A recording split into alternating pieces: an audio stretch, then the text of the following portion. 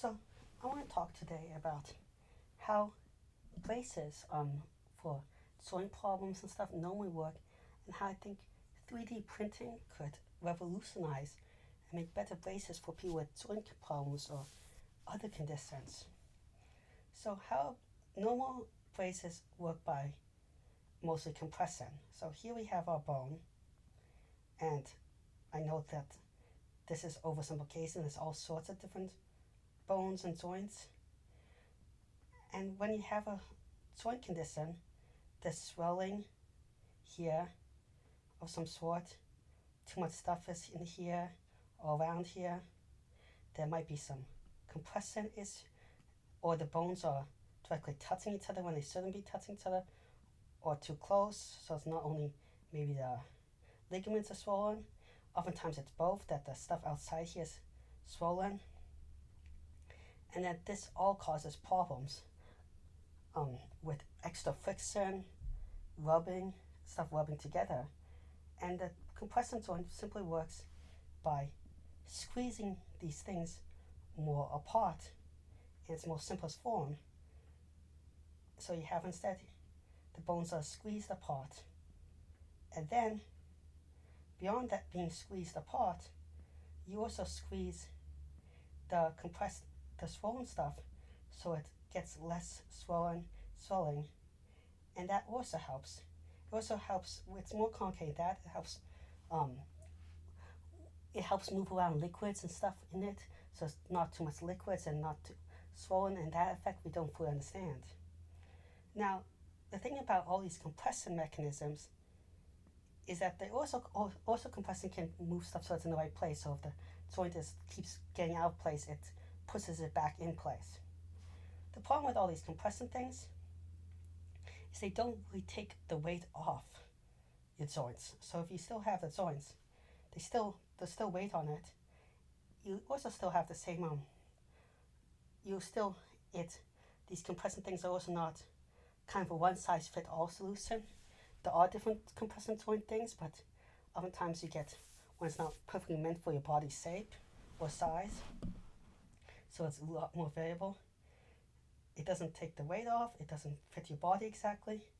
Also, when you squeeze it apart, you're also reducing blood flow more, and other things you might be reducing. You might squeeze them too far apart actually, and blood flow. And again, blood flow can be a major issue. Sometimes people put so much compression that they literally start changing color due to lack of blood flow. A way around this, and that we can design better, is if instead of designing these flexible ones, which have been limited now, because we don't have stuff that perfectly fits our body, for everyone, is we can design more solid ones, which are sometimes used, that directly act as a joint that takes pressure off. So how these would work instead is,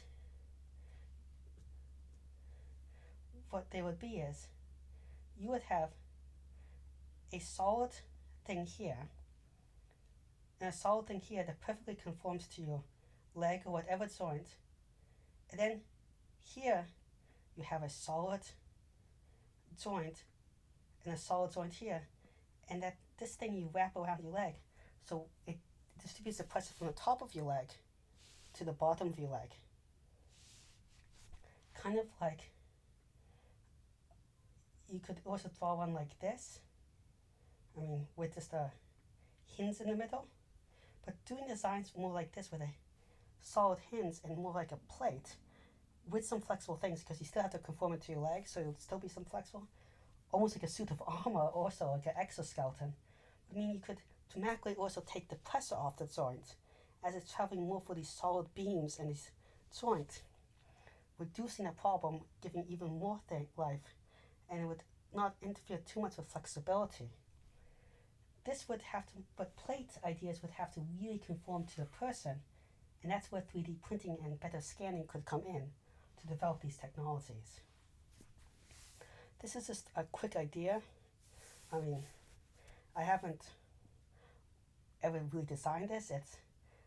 I've done no testing of this concept, but you can kind of see it with splints and stuff, where it's more important for bone setting. And it's not perfect, but I think it will make it drastically better. Well, thank you for listening. Um, if you have any questions or comments, please leave them in the comment section below, or feel free to DM me. And I'm trying to reach 1,000 subscribers, which means I really need a lot of help. So please like and subscribe and share it with your friends. Thank you. Bye.